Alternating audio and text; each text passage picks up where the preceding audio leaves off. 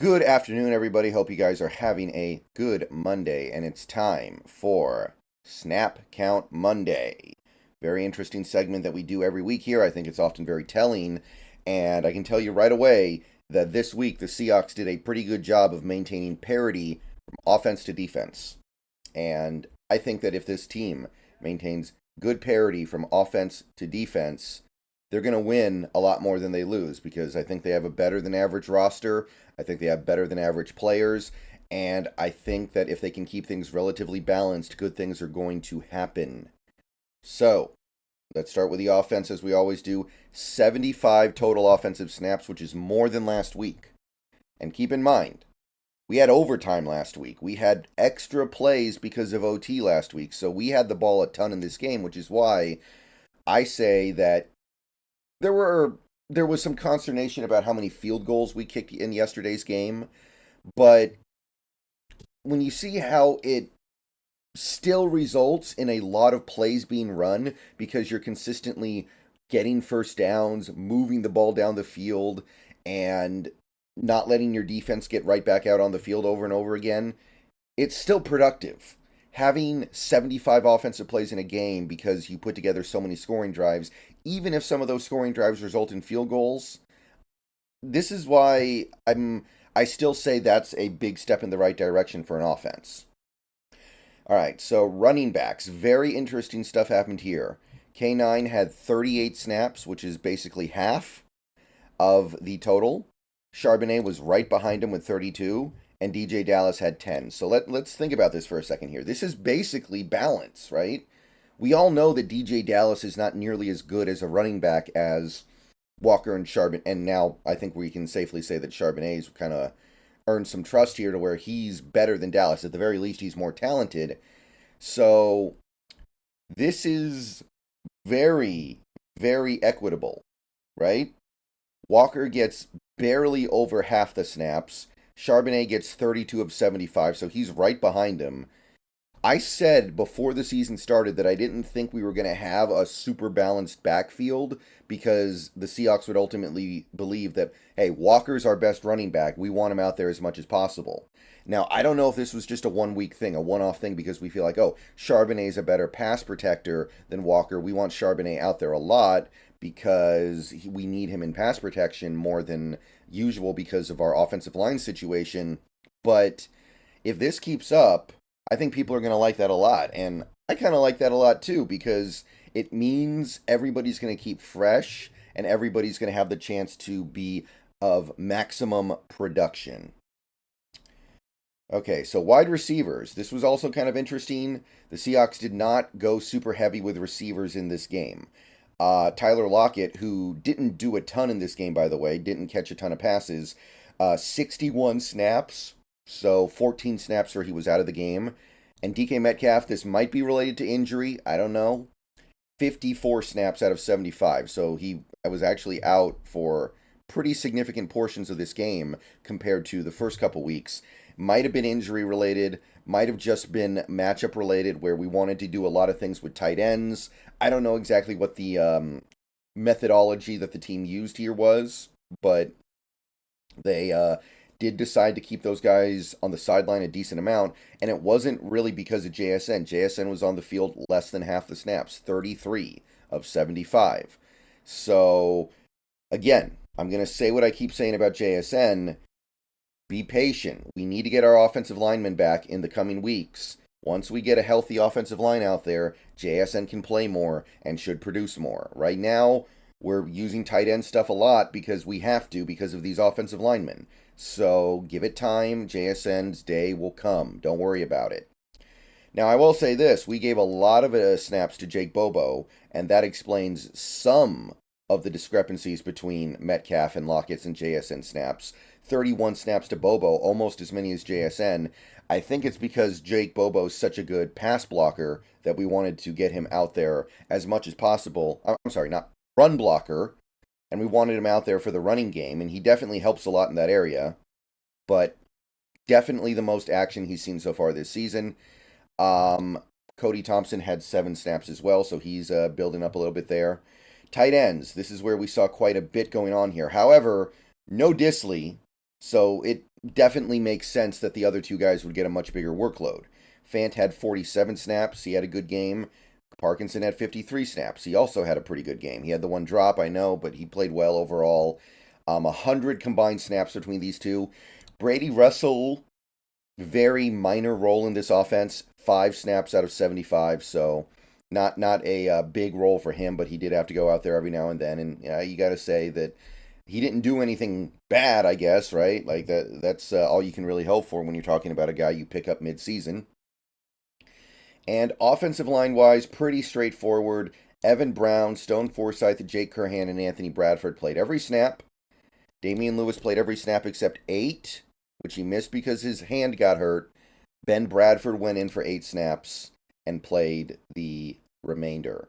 So I didn't notice Ben Brown do anything egregiously bad.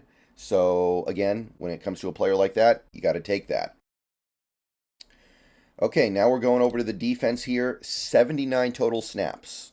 So a little bit more than the offense. However, that was mostly because Carolina got that garbage time drive. I don't really care about that drive.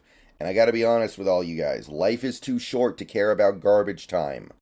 Life is too short to care about garbage time in the NFL. It matters a little bit in college football because AP voters care about the final score too much.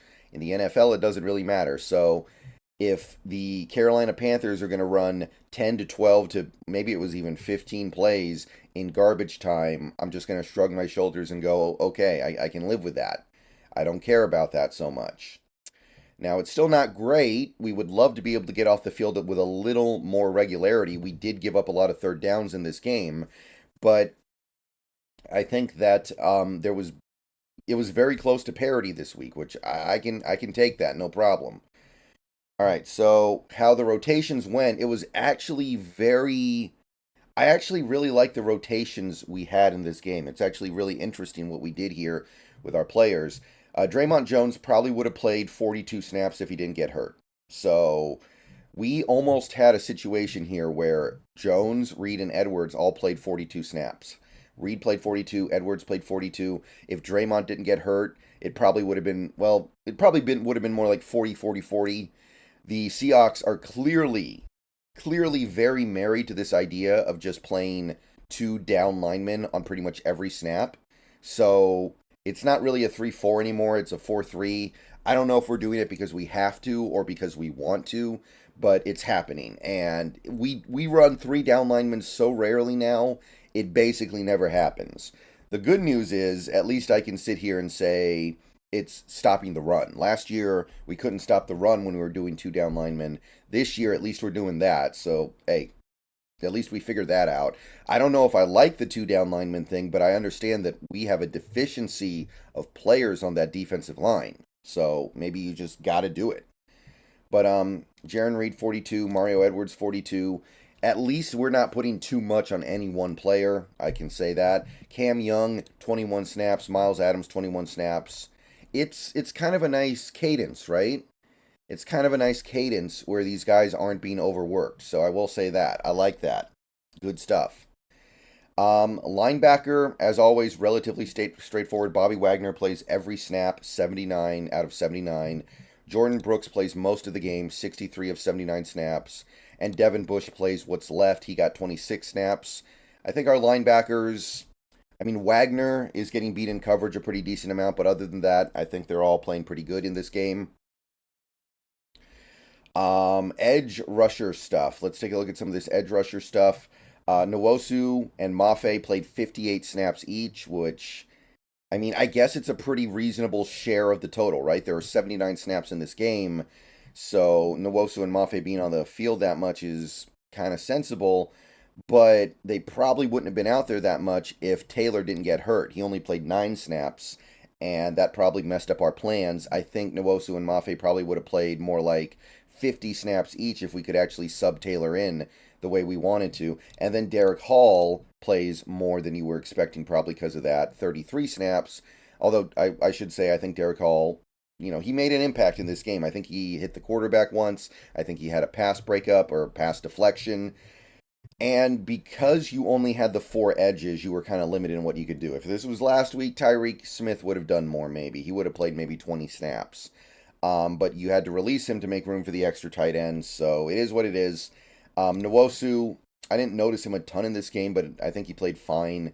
Mafe played really good. I was really happy with what Mafe was doing. Really good game from him. And understandable edge rotation overall, I think. Okay, cornerback. We have Woolen missing the game. Witherspoon plays every snap. Mike Jackson plays most of the game. And it seems like the touchdown, the long touchdown, was on Jackson's head. He thought we were in man and we were actually in zone, or maybe it was the other way around. I'm not sure.